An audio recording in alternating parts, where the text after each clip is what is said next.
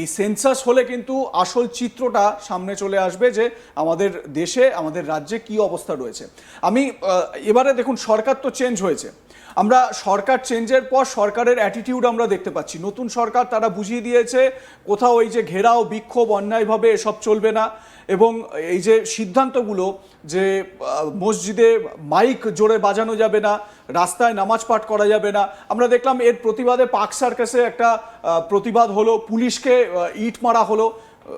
আমি বলতে দ্বিধা নেই যে মুসলিম জনতা ওই এলাকার তারা দীর্ঘদিন ধরে পুলিশের ওপর বা কোনোরকম এরকমভাবে প্রশাসনের ওপর যেরকম বুড়ো আঙুল দেখিয়ে এসেছে, যেই প্রেশারটা ক্রিয়েট করার চেষ্টা করেছে এতদিন ধরে, সেই প্রেশারটা কিন্তু পার্ক সার্কাসে যে ছবি আমরা 24 ঘন্টা আগে দেখলাম সেইখানে কিন্তু করতে পারেনি।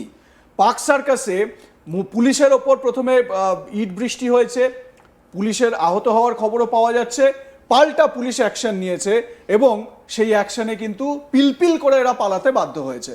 এই ছবিটা কিন্তু একেবারে একটা নতুন ছবি আমরা দেখতে পাচ্ছি। প্রশাসনের যে দৃঢ়চেতা মানসিকতা, একবার ভেবে দেখুন, আপনাদের মনে আছে পুলিশকে পেছন থেকে এসে লাথি মারছেন লুঙ্গি পরা এক ব্যক্তি, শুধুমাত্র এই সংখ্যালঘু ভোটের জন্য মমতা বন্দ্যোপাধ্যায়ের অ্যাডমিনিস্ট্রেশন সেই সময় চুপ করেছিল, পুলিশ কোনো অ্যাকশন নিতে পারেনি।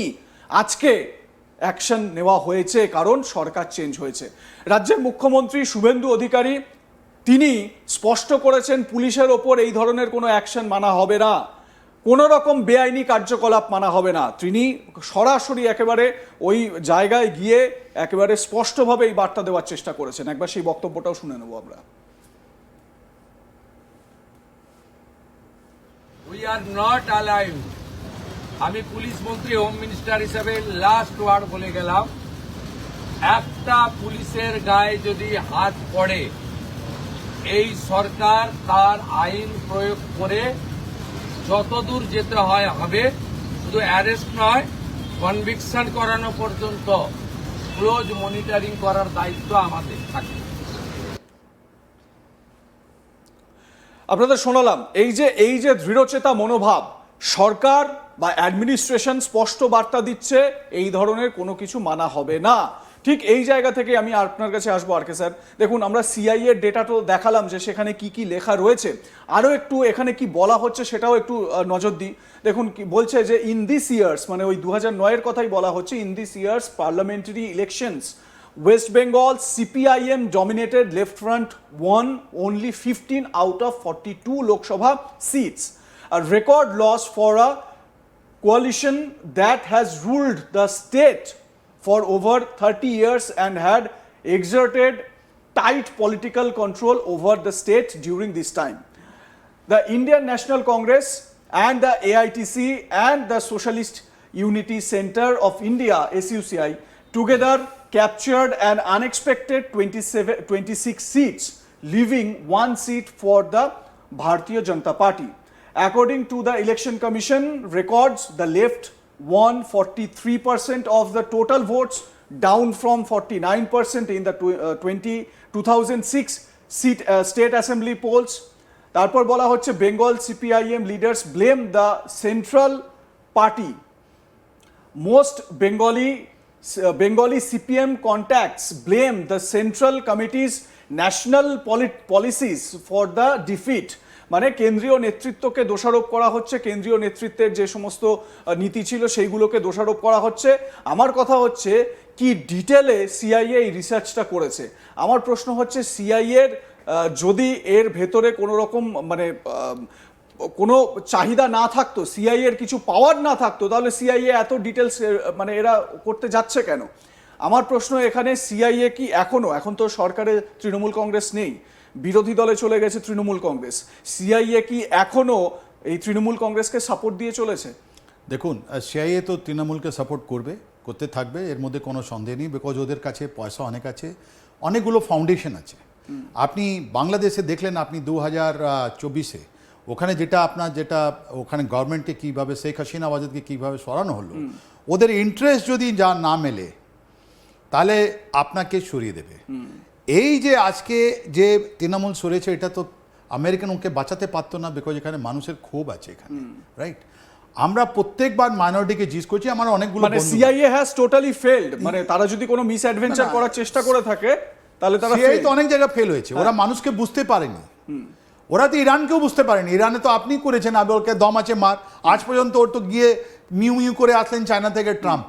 সিআইএ হিউম্যান টেরেন অ্যানালাইসিস করতে, হিউম্যান টেরেন মানে মানুষকে বুঝতে কি করে মানুষ চিন্তা করছে, ওর মধ্যে ওরা অনেকবার এখানে আপনি দেখুন না শিশির বাজোরিয়ার কথা বলা হচ্ছে, উনি আজকাল বিজেপিতে আছেন, হয়তো উনি ধরতে পারেননি মানুষের পালস কি আছে। এই 2026 ইলেকশনের আগে আমি আমাদের মাইনরিটি বন্ধুদের কথা বলেছি কি তোদের রাত্রিবেলার আগে একটা তোদের উপাসনা স্থল থেকে যেটা কথা বলায় তোরা মানে পুরোপুরি ওখানেই ভোট যায়, বলা এটা সম্ভব নয়, আমরা এরকম কিছু করি না। তাহলে বছরের পর বছর আমরা যখন অ্যানালিসিস করে দেখছি লাস্ট 5 বছর 6 বছর 6টা ইলেকশন, যার মধ্যে পার্লামেন্টারি ইলেকশন আছে, অ্যাসেম্বলি ইলেকশন আছে, যার মধ্যে আপনার মিউনিসিপ্যাল কর্পোরেশন বা কি নাম পঞ্চায়েত ইলেকশন ভোট আছে, আছে, হ্যাঁ। ওখানে একটা পার্টিকুলার বুথ যেখানে মাইনরিটি ডমিনেটেড আছে, ওরা বরাবর একটা পার্টিকে ভোট দিয়ে যাচ্ছে। এটা ডাটাটা সব জায়গায় আছে, এর মধ্যে কোনো লোকবার নেই। আর এই ডাটা অ্যানালিসিস কে করছে? সিআইএ করে। সিআইএ করছে। তাই জন্য এসআইআর কি করবে?